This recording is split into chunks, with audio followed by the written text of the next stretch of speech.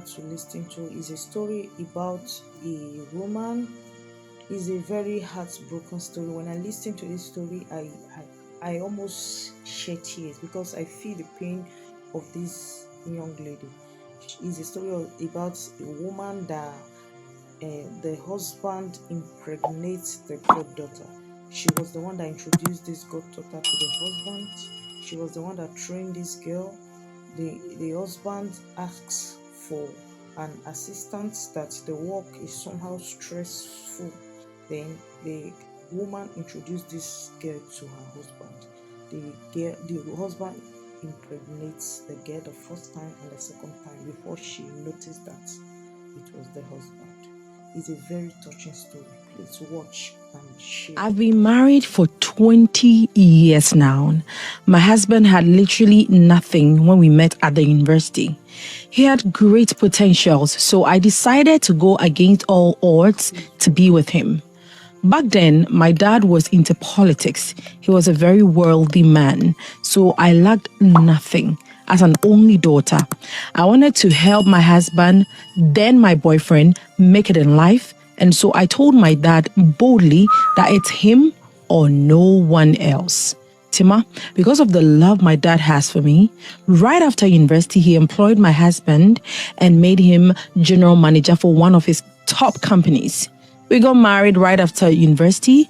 My dad gifted us our first home and bought him a car. In fact, I was very fulfilled, and my husband never disappointed all of us. He kept working so hard, and today he owns one of the top companies in the country. Tima, the issue is that about 5 years ago, my husband decided he needed a personal assistant because we all agreed there was so much he could forget due to his workload. And so I introduced my goddaughter and made my husband employ her. The work is so tedious that I hardly saw her, but once in a while, she calls to check up and vice versa. She even come home most weekends to help me with one or two stuff. Tima, somewhere last 4 years, which was a year after working with my husband, she called me that she got pregnant and that she wanted to keep it, but the boyfriend doesn't really have money and was asking me for advice. Tima, I advised her to keep the baby and even requested to meet the guy, but she was always tossing, so I left it and she had the baby. Finally, and right after delivery, within 6 months, she got pregnant again.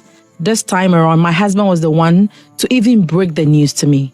So I called her, then she said it's the same guy. So I even raised concerns that the guy must marry her, which she agreed. So I left it there. Tima, just last week, my goddaughter's best friend, whom she recommended, and I made my husband employ her as his PRO, asked to see me, and I was surprised.